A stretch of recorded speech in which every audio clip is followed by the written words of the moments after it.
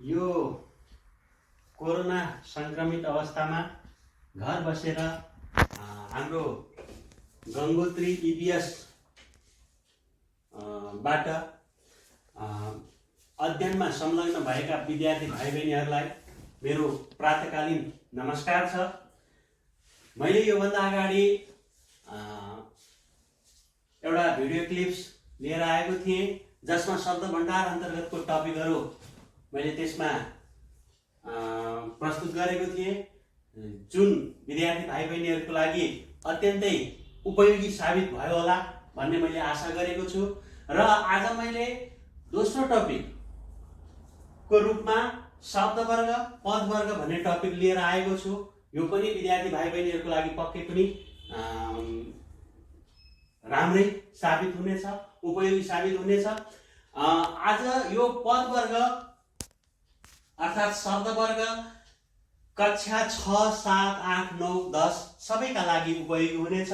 र हामीले एसई लाई मध्यनजर गर्ने हो भने एसई को विशिष्टीकरण तालिका अनुसार यो टपिकमा अंक 3 यो शीर्षकमा चाहिँ अंक 3 को प्रश्न आउनेछ अथवा यसको अंक भाग 3 रहनेछ। र यसमा 6 वटा शब्दलाई चाहिँ रेखाङ्कन गरेर पदवर्ग छुट्याउनु भनेको हुन्छ, जुन चाहिँ म यो शीर्षकको अन्त्यमा परीक्षाका लागि यस्तो प्रश्न आउँछ भनेर उदाहरण दिने नै छु। म सुरु गर्छु अब आज शब्दवर्गबाट। शब्दवर्ग अन्तर्गत सबैभन्दा पहिले हामी शब्द केलाई भन्छौँ भन्ने कुरा बुझ्नुपर्ने हुन्छ। म यहाँ परिभाषा लेखिरहदिन। विद्यार्थी भाइ बहिनीहरूलाई के अनुरोध छ त भन्दाखेरि, हुन त यो युट्युब च्यानलमा अपलोड हुने भएको हुनाले यसबाट विद्यार्थी भाइ बहिनीहरूले रिवाइन्ड गरी हेरेर बुझ्न सक्नेछन्। तर पनि म यहाँ परिभाषा चाहिँ मौखिक रूपमा भन्ने छु। शब्द केलाई भनिन्छ त भन्दाखेरि, एक वा एक भन्दा बढी अक्षरहरू मिलेर सार्थक अर्थ दिन्छ भने त्यस्तो अक्षर समूहलाई चाहिँ शब्द भनिन्छ। शब्दलाई नै पद भनिन्छ। तर शब्द र पद बीच एउटा झिनो फरक छ। कस्तो फरक छ त भन्दाखेरि, जसरी एक वा एक भन्दा बढी अक्षर मिलेर सही अर्थ अथवा सार्थक अर्थ दिने शब्द समूहलाई अक्षर समूहलाई शब्द भनिन्छ भने, त्यही शब्द यदि वाक्यमा प्रयोग हुन्छ भने त्यो वाक्यमा प्रयोग भएका शब्दहरूलाई चाहिँ पद भनिन्छ। तसर्थ के छ त भन्दाखेरि, यो शीर्षकमा कतै शब्दवर्ग कतै पदवर्ग भन्ने गरिन्छ। त्यसैले मैले यहाँ शब्दवर्ग र पदवर्ग दुवै दिएको छु। र यसरी लिँदाखेरि मैले अब पदबाट सुरु गर्नेछु। अघि नै भनिसके शब्द भनेको के हो र पद भनेको के हो। शब्द र पद बीचको फरक हामीले बुझिसक्यौँ होला। र मैले यहाँ पद भनेर अब सुरु गरेँ। अब नेपाली भाषामा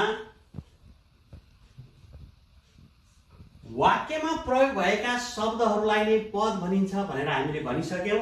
अब यो पद दुई किसिमका छन्। एक विकारी पद, दोस्रो छ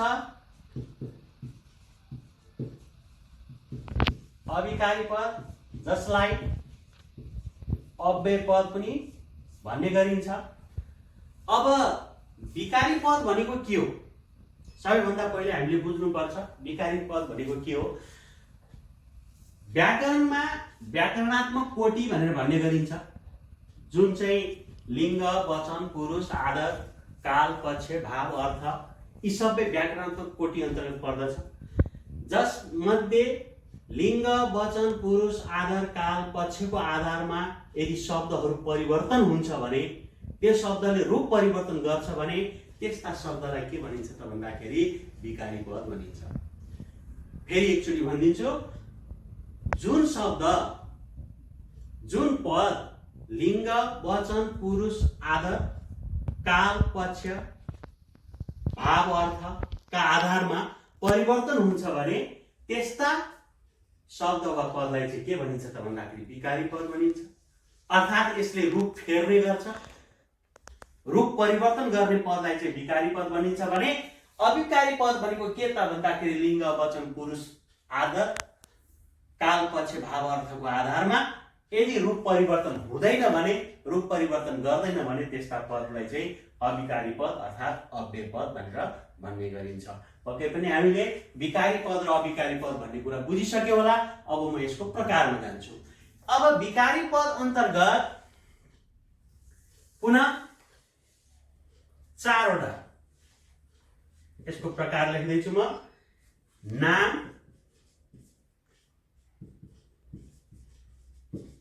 सर्वनाम,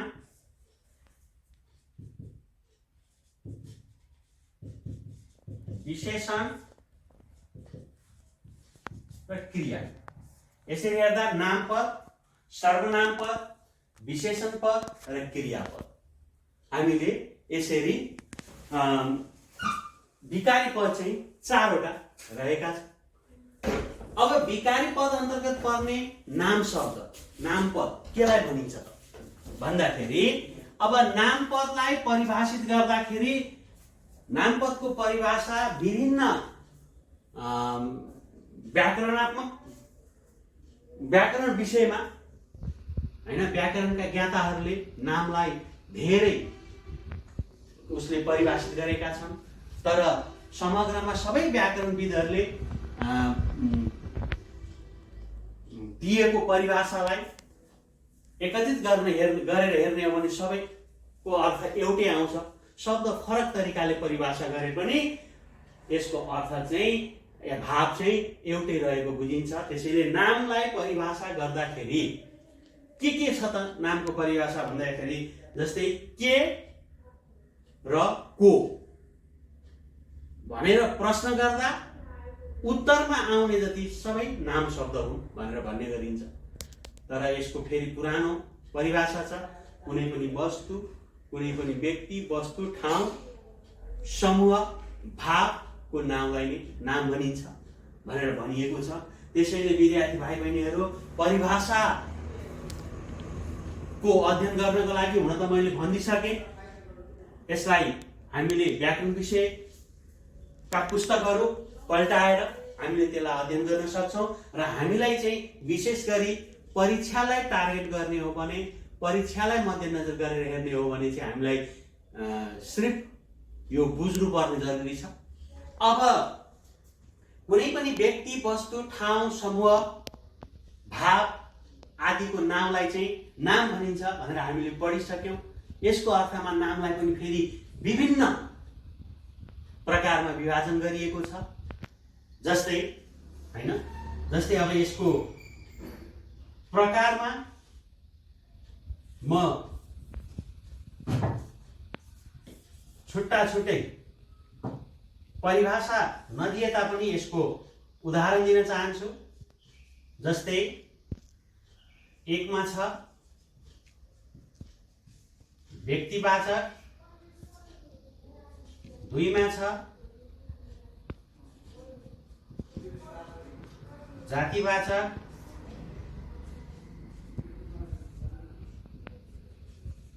3 मा छ द्रव्यवाचक, 4 मा छ समूहवाचक र 5 मा रहेको छ भाववाचक। अब यसरी हामीले बुझ्नुपर्ने हुन्छ व्यक्तिवाचक, जातिवाचक, द्रव्यवाचक, समूहवाचक र भाववाचक कस्तो कस्तो नामलाई भनिन्छ। हुन त हामीले परीक्षामा व्यक्तिवाचकै भनेर किटान गरेर छुट्याउनु पर्दैन, जातिवाचक भनेर किटान गरेर छुट्याउनु पर्दैन, द्रव्यवाचक, समूहवाचक, भाववाचक भनेर छुट्याइरहनु पर्दैन। तर हामीले बुझ्नु चाहिँ जरुरी छ। हामीले सिधै परीक्षामा दिएको प्रश्नमा नाम शब्द भनेर छुट्याइदिँदा हुन्छ। त्यसैले अब यसका परिभाषातिर नजाऊ, तर व्यक्तिवाचक भन्ने बित्तिकै व्यक्ति अथवा व्यक्ति मात्रै नआएर त्यसमा वस्तु पनि आउन सक्छ। तर त्यहाँ कस्तो वस्तु आउँछ त भन्दाखेरि एक्लै चिनिने अथवा आफू एक्लै चिनिने नामलाई चाहिँ के भनिन्छ त भन्दाखेरि व्यक्तिवाचक नाम भनिन्छ। जस्तै कस्तो भयो त भन्दाखेरि हामी व्यक्तिको नाममा हेर्न सक्छौँ। जस्तै राम, सीता, यी भए व्यक्ति। त्यसै गरी अब देशको नाममा हामी लिन सक्छौं नेपाल, भारत, चीन। त्यसै गरी हाम्रा चाडपर्वहरू छन् दशैं, तिहार, ईद।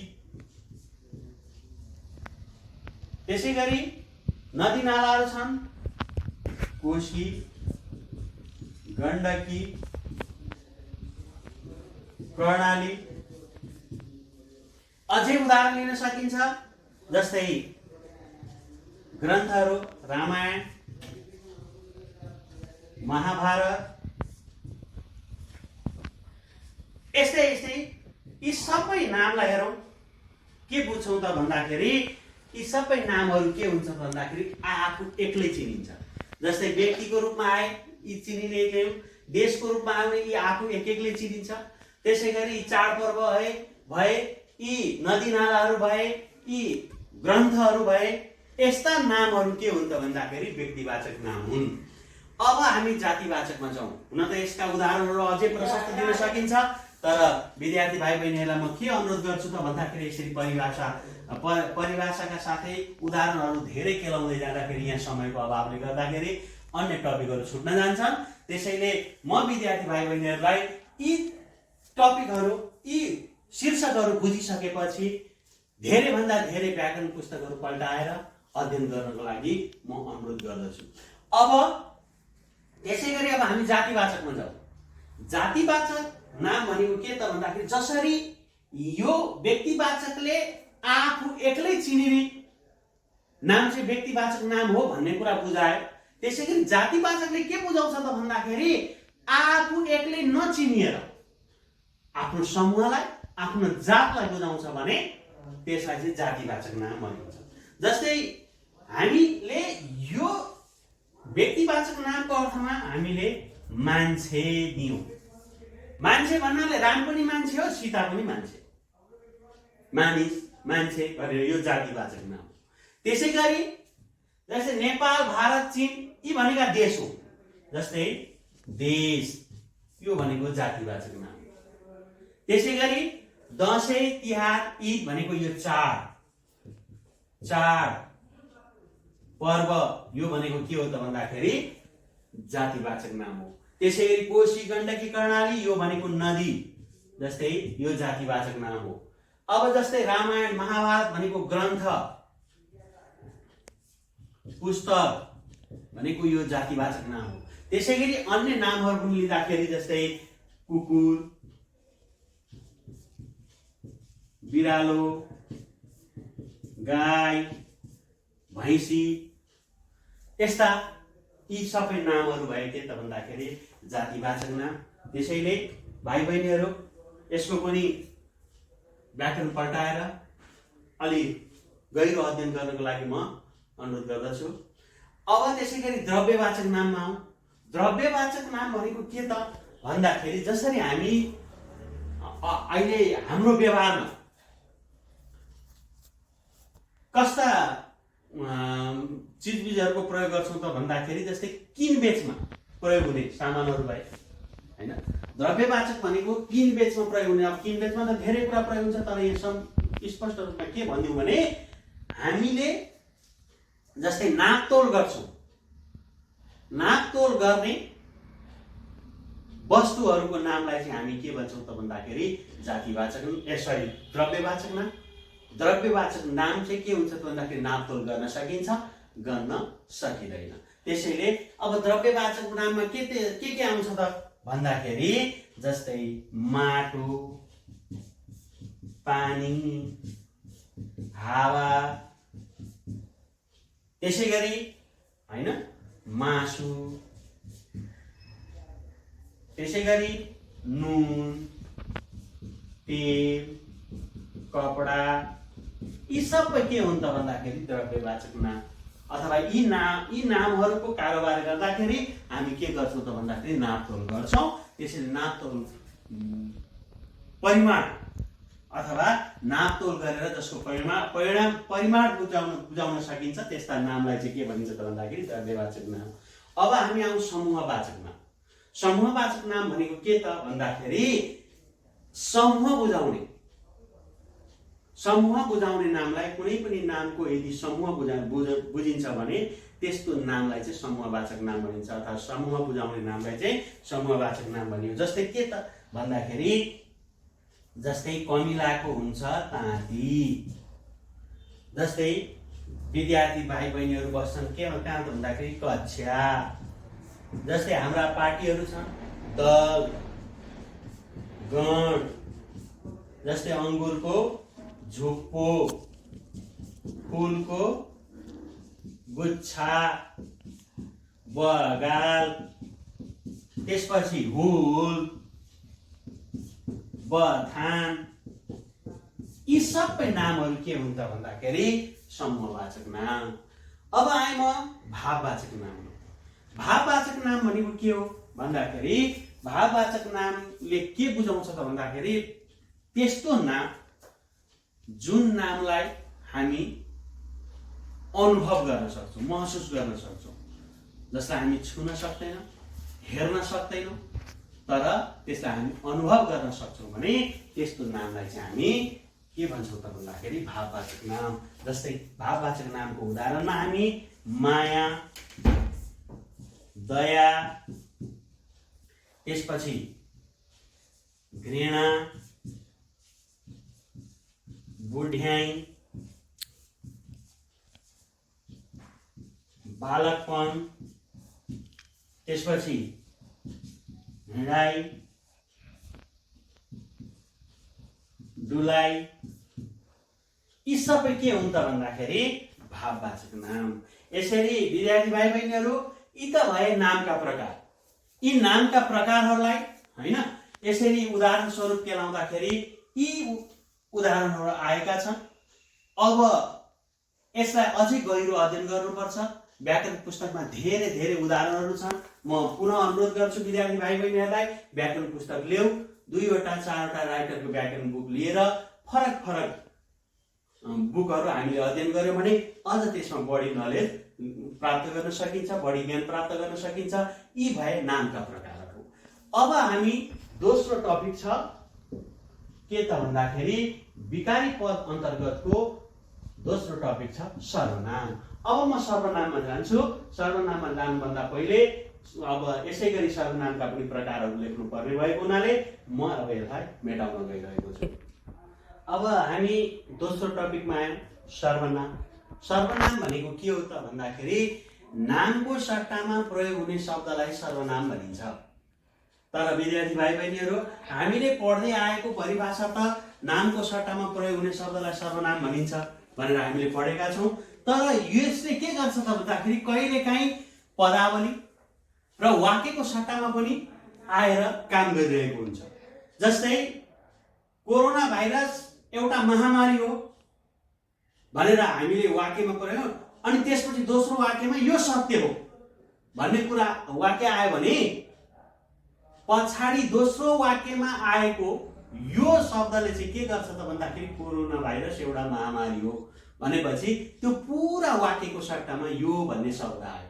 त्यसैले यस्ता थुप्रै उदाहरणहरू छन्। जस्तै पसलमा कपी, किताब, कलम र झोला बेच्नका लागि राखिएका छन् भन्यो भने जस्तै पसलमा कपी, किताब र झोला छ भनेर एउटा वाक्य भनियो।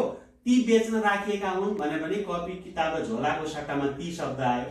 त्यसैले त्यो पदावलीको सट्टामा आयो। यसरी हेर्दाखेरि हामीले सर्वनामको परिभाषा कसरी दिन सक्छौँ त भन्दाखेरि शब्द, पदावली र वाक्यको सट्टामा आउने शब्दलाई सर्वनाम भनिन्छ, अथवा नाम, पदावली र वाक्यको सट्टामा प्रयोग हुने शब्दलाई नै सर्वनाम भनिन्छ।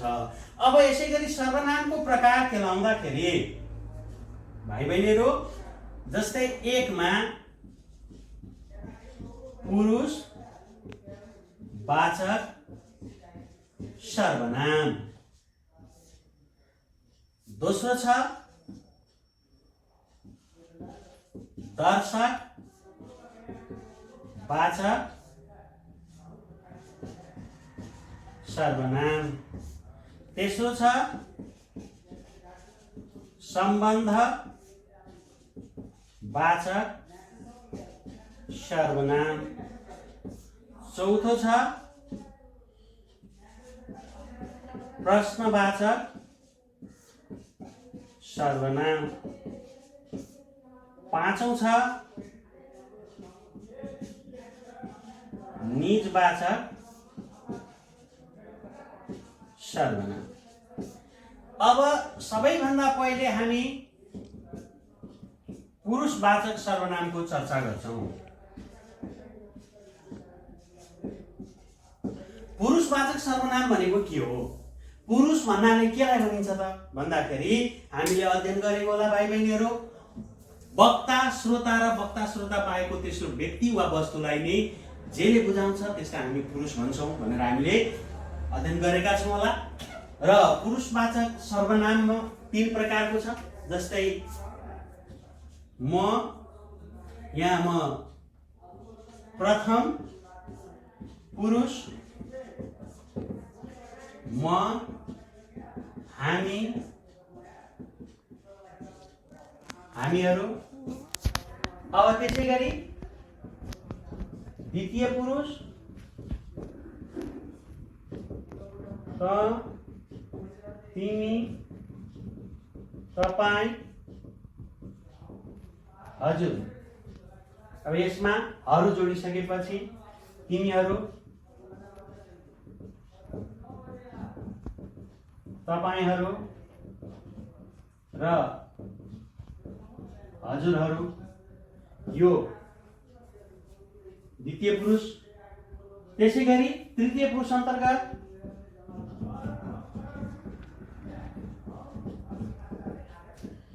ऊ, उनी, उहाँ, उनीहरू, उहाँहरू, यी सबै के हुन् त भन्दाखेरि पुरुषवाचक सर्वनाम हुन्। अब त्यसै गरी दर्शकवाचक सर्वनाम। अब दर्शकवाचक सर्वनाम केलाई भनिन्छ त भन्दाखेरि कुनै पनि वस्तुलाई हामी तोकेर देखाउँछौँ। कुनै नजिकको वस्तुलाई पनि तोकेर देखाउन सकिन्छ, टाढाको वस्तुलाई पनि तोकेर देखाउन सकिन्छ। त्यसैले नजिक वा टाढाको वस्तुलाई तोकेर देखाउँदा जुन सर्वनामको प्रयोग हुन्छ त्यो सर्वनामलाई के भनिन्छ त भन्दाखेरि दर्शकवाचक सर्वनाम, जसलाई चाहिँ हामी दूरवर्ती र निकटवर्ती र दूरवर्ती गरेर 2 समूहमा विभाजन गर्न सक्छौं। जस्तै यो, यी, यो भयो निकटवर्ती। त्यसै गरी त्यो, ती, यी भए के त भन्दाखेरि दूरवर्ती। अथवा यो, त्यो भनेर हामी प्रयोग गर्छौं। यी सबै के हुन् त भन्दाखेरि दर्शकवाचक सर्वनाम। अब अर्को छ सम्बन्धवाचक सर्वनाम। सम्बन्धवाचक सर्वनाम पनि के छ त भन्दाखेरि निश्चय र अनिश्चय गरेर 2 प्रकारको हुन्छ। तर अब यहाँ हामीले छुट्याइरहनु पर्दैन। सम्बन्धवाचक सर्वनाम भनेको के त भन्दाखेरि नामको सट्टामा आएर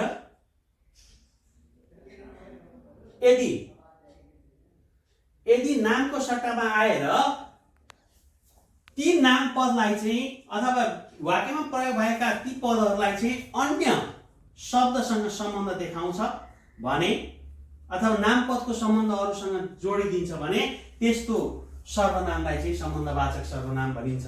जस्तै यसको उदाहरणमा हामी लिन सक्छौं जो, जे, जुन, जो, जे, जे, जुन, जुन। अब यी भए के त भन्दाखेरि सम्बन्धवाचक सर्वनाम। अब हामी प्रश्नवाचक सर्वनाममा प्रश्न बुझाउने अथवा नाम वा नामको सट्टामा आएर यदि प्रश्न बुझाउँछ भने त्यस्तो नामलाई चाहिँ हामी के भन्छौँ त भन्दाखेरि प्रश्नवाचक सर्वनाम। जस्तै यसमा के, को, कुन, कुन कुन यी भए के त भन्दाखेरि प्रश्नवाचक सर्वनाम। अर्को निजवाचक सर्वनाम छ। निजवाचक सर्वनामले चाहिँ केलाई बुझाउँछ त भन्दाखेरि हुन त प्राय धेरै व्याकरणहरूमा निजवाचक सर्वनामलाई पुरुषवाचक सर्वनाम भित्र पनि राखिएको छ, तर मैले यहाँ आज यसलाई छुट्टै प्रस्तुत गरेँ। निजवाचक सर्वनाम भनेको चाहिँ के छ त भन्दाखेरि जस्तै हामी प्रयोग गर्छौँ आफू, स्वयं, यी भनेका निजवाचक सर्वनाम हुन्। आफू, स्वयं, यो चाहिँ निजवाचक सर्वनाम रहेको छ। अब हामी तेस्रो टपिकमा जाउँ। तेस्रो टपिक छ विशेषण। विशेषण केलाई भनिन्छ? विशेषण भनेको विशेषता बुझाउने अथवा नाम वा सर्वनामको विशेषता जारी गर्ने पदलाई चाहिँ विशेषण भनिन्छ। विशेषणका पनि यस्तै प्रकारहरू छन्। जस्तै अघि हामीले नाम र सर्वनामको प्रकारहरू अध्ययन गरिसक्यौँ। विशेषणको प्रकारमा के छ त भन्दाखेरि गुणबोधक, गुणबोधक विशेषण, त्यसै गरी परिमाण बोधक विशेषण, त्यसपछि संख्या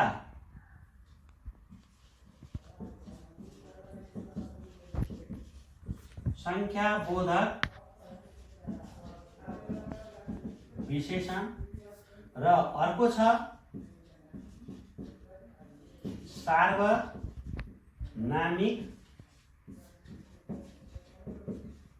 विशेषण। विशेषणलाई हामी यी 4 प्रकारमा अध्ययन गर्न सक्छौँ। अब गुणबोधक विशेषण भनेको के हो भनेपछि नाम वा सर्वनामको गुण विशेषता जाहेर गर्ने पदलाई चाहिँ गुणबोधक विशेषण भनिन्छ। जस्तै यस अन्तर्गत होचो, अग्लो, मोटो, कालो, त्यसै गरी मेहनती, बुद्धिमान, असल, खराब, अनि त्यसै गरी नीलो, रातो, यी सबै के हुन् त भन्दाखेरि गुणबोधक विशेषण भनिन्छ। यसले के गर्छ त भन्दाखेरि व्यक्ति वा वस्तु अर्थात् नाम शब्दको भनौँ, नाम शब्दको के गर्छ त भन्दाखेरि विशेषता जाहेर गर्दछ। जस्तै यहाँ भयो होचो केटो, होचो रुख, अग्लो रुख, मोटो मान्छे, कालो केटो, मेहनती विद्यार्थी, बुद्धिमान मानिस, असल मानिस, खराब मानिस, हैन, नीलो आकाश, रातो फूल। यसरी के गर्छ त भन्दाखेरि वस्तु वा व्यक्तिको चाहिँ यी पदहरूले के गर्छन् त भन्दाखेरि विशेषता जाहेर गर्दछन्। त्यसैले यसलाई गुणबोधक विशेषण भनियो। अब परिमाणबोधक विशेषणको चर्चा गरौँ। परिमाणबोधक विशेषण भनेको के त भन्दाखेरि कुनै पनि नाम वा सर्वनामको परिमाण, अर्थात् परिमाणको अर्थ हुन्छ मात्रा, कति भन्ने अर्थ आउँछ, हैन। त्यो मात्रा बुझाउने विशेषणलाई, विशेषण पदलाई चाहिँ के भनिन्छ त भन्दाखेरि परिमाणबोधक विशेषण भनिन्छ। जस्तै यसले यस्तो विशेषणको उदाहरण दिँदा जस्तै धेरै, थोरै, अलिकति, प्रशस्त, मनज्ञ, यी भए के त भन्दाखेरि परिमाणबोधक विशेषण। त्यसै गरी संख्याबोधक विशेषण नामबाटै बुझ्न सकिन्छ। जुन नाम पदको अथवा सर्वनाम पदको संख्या बुझिन्छ अथवा त्यसले संख्या बुझाउँछ भने त्यस्ता सर्वनामलाई संख्याबोधक, यसरी त्यस्ता विशेषणलाई संख्याबोधक विशेषण भनिन्छ। जस्तै यहाँ हेरौँ, जस्तै प्रथम, पहिलो, त्यसपछि एकहोरो, दोहोरो, त्यसपछि पाँचौं, सयौं, हजारौं, यी सबै के हुन् त भन्दाखेरि संख्याबोधक। संख्याबोधकमा पनि के छ त भन्दाखेरि एउटा निश्चित र अनिश्चित भन्ने पनि हुन्छ। जस्तै प्रथम पहिलो यी निश्चित भए, अब हजारौं, सयौं, पाँचौं भनेपछि यो अनिश्चित भए। अनि यसरी के छ त भन्दाखेरि जुन शब्दले चाहिँ कुनै नाम वा सर्वनामको विशेषण भएर कुनै संख्या आउँछ भने त्यस्ता शब्दलाई चाहिँ संख्याबोधक विशेषण भनिन्छ। जस्तै यी सबै शब्दले चाहिँ के गरेको छ त भन्दाखेरि संख्या बुझाउँछ। अब त्यसै गरी हामी सार्वनामिक विशेषणमा आउँ। अब यो सार्वनामिक विशेषणमा चाहिँ प्राय विद्यार्थी भाइ बहिनीहरू झुक्किने गर्दछ। किन त भन्दाखेरि हामी सार्वनामिक विशेषण केलाई भन्छौँ त भन्दाखेरि हामीले यो सार्वनामिक विशेषण सर्वनाममा पढिसकेका छौँ। हुन त यो पछि फेरि पदवर्ग छुट्याउँदाखेरि हामीले यी कुरामा ध्यान दिनुपर्छ भन्ने कुराको टपिक लिएर आउने नै छु म। तर त्यतिखेर पनि म यो कुरा बताउने छु र अहिले पनि अब यो टपिकै आएको हुनाले म भन्दैछु। सार्वनामिक विशेषण के हुन्छ त भन्दाखेरि सर्वनामबाट बनेको हुन्छ। सर्वनामबाट बनेको हुन्छ। तर त्यो सर्वनाम कस्तो अवस्थामा आउँछ त भन्दाखेरि कुनै पनि नाम शब्दको अगाडि आएर त्यो सर्वनामले त्यही नामलाई किटान गरेर देखाउँछ भने त्यस्तो सर्वनाम चाहिँ विशेषण बन्न जान्छ। जस्तै यसलाई सार्वनामिक विशेषण अन्तर्गत यो, त्यो, उ, कुन, को,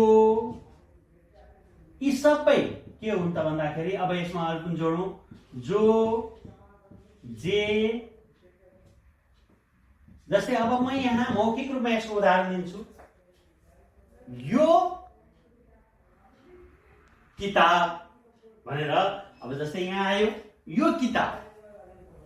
जस्तै यो किताब म लिन्छु भनेर मैले वाक्य भने, अर्थात् यो किताब राम्रो छ भनेर मैले भने योले के गर्छ त भन्दाखेरि यही पुस्तकलाई मात्रै किटान गरेर देखाउँछ। भनेपछि नामको अगाडि आएर त्यो सर्वनामले त्यही नामलाई किटान गरेर देखाउँछ भने त्यस्तो सर्वनामलाई चाहिँ सार्वनामिक विशेषण भनिन्छ। जस्तै त्यो फूल मलाई मन पर्छ भनेर मैले किटान गरेर जुन फूललाई देखाउँछु त्यो फूलको विशेषता भएर त्यो भन्ने शब्द आउँछ। त्यसैले त्यो विशेषण हो। जस्तै जे कुरा मलाई मन पर्दैन त्यो कुरा नगर भन्ने वाक्य आयो भने जे कुराको अगाडि आयो हैन। भनेपछि यस्तो शब्दहरू चाहिँ के भयो त भन्दाखेरि नामको अगाडि आएर त्यही नामलाई किटान गर्ने भएको हुनाले यस्ता सर्वनामलाई चाहिँ हामी सार्वनामिक विशेषण भनेर चिन्नु पर्दछ, बुझ्नु पर्दछ। त्यसैले सार्वनामिक विशेषण भनेको के हो त भन्दाखेरि सर्वनाम हो तर त्यसले वाक्यमा आएर विशेषणको काम गर्दछ भने त्यस्ता विशेषणलाई चाहिँ सार्वनामिक विशेषण भनिन्छ। अथवा सर्वनामबाट बनेको विशेषणलाई सार्वनामिक विशेषण भनेर भनिन्छ भनेर हामीले अध्ययन गर्छौं र बुझ्नु पनि पर्छ। यी भए विशेषणका प्रकारहरू। विशेषणका प्रकार अन्तर्गत गुणबोधक, परिमाणबोधक, संख्याबोधक र सार्वनामिक विशेषण। ल अब हामी आयौं चौथो नम्बर। भिखारी पदको चौथो पद चाहिँ क्रिया हो। क्रिया भनेको के हो त भन्दाखेरि क्रियाको अर्थ हुन्छ काम। अर्थात् यसलाई परिभाषित गर्दाखेरि वाक्यमा कर्ताले गरेको कामलाई क्रिया भनिन्छ। क्रियाले के गर्छ त भन्दाखेरि कुनै पनि घटना, कुनै पनि काम, कार्य व्यापार आदिलाई बुझाउने गर्दछ। यसका प्रकारहरू धेरै छन् भाइ बहिनीहरू, तर आज म यसको प्रकार तिर जान्न। यसलाई सोझै कसरी हामीले बुझ्न सक्छौं त भन्दाखेरि जस्तै राम पुस्तक पढ्छ, नेताहरू भाषण दिन्छन्। यी वाक्यहरूमा जस्तै यो राम र नेताहरू चाहिँ के हो त भन्दाखेरि कर्ता भयो र यी कर्ताले गरेको काम चाहिँ के हो त भन्दाखेरि यो भयो क्रियापद। अब क्रियापदमा के हुन्छ त भन्दाखेरि क्रियापद धातुबाट बनेको हुन्छ।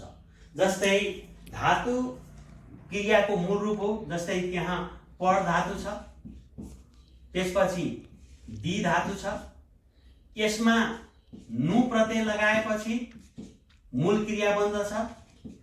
जस्तै पढ्नु, त्यसपछि दिनु। अब पढ्नु दिनु के हो त भन्दाखेरि मूल क्रिया हो। अब यसैबाट विभिन्न क्रियापदहरू बन्दछन्। जस्तै हामीले काल र कालको पक्षहरू पनि पढेका छौँ। भोलि पर्सि म पुनः अर्को भिडियो क्लिपमा काल र कालको पक्षको बारेमा लिएर आउने नै छु। यसबाट चाहिँ के छ त भन्दाखेरि पढ्नुबाट अब पढ्छ, पढ्छु, पढ्छौँ, पढे, पढिस्, पढ्यौँ, पढ्यौ, पढ्नु भयो, पढ्नेछ, पढ्नेछन् आदि यस्ता थुप्रै क्रियापदहरू बन्न जान्छन्। जस्तै दिनुबाट दिन्छु, दिन्छौँ, दिन्छस्, दिए, दियौ, दिनुभयो। यस्ता यी पदहरू यी मूल क्रियाबाट चाहिँ विभिन्न क्रियापदहरू बनाउन सकिन्छ। तसर्थ भाइ बहिनीहरू अब क्रिया बुझ्नु पर्दा क्रियाले के गर्छ त भन्दाखेरि वाक्यलाई टुङ्ग्याउने काम गर्दछ। यसका प्रकारहरू थुप्रै छन्। यसका प्रकारहरू म अर्को भिडियो क्लिपमा लिएर आउनेछु। आजलाई बुझ्नु पर्दाखेरि कर्ताले गरेको कामलाई क्रिया भनिन्छ, अथवा क्रियाले कुनै पनि काम कार्यव्यापार लाई बुझाउँदछ र क्रिया धातुबाट बनेको हुन्छ। धातुमा नु प्रत्यय लागेपछि मूल क्रिया बन्दछ र मूल क्रियाबाट नै विभिन्न क्रियापदका रूपहरू बन्ने गर्दछन्। आजलाई यति नै छ। अब म विद्यार्थी भाइ बहिनीहरूलाई जाँदा जाँदै के भन्छु भने आजको यो भिडियो क्लिप कस्तो लाग्यो? हाम्रो गङ्गोत्री EVS को च्यानलमा युट्युबबाट हामीले यी भिडियोहरू हेर्न सक्छौँ। पक्कै पनि आजको भिडियो कस्तो लाग्यो भन्ने कुराको प्रतिक्रिया म विद्यार्थी भाइ बहिनीहरूबाट पाउने आशाका साथ आजलाई म यही विश्राम गर्दछु। धन्यवाद, नमस्कार।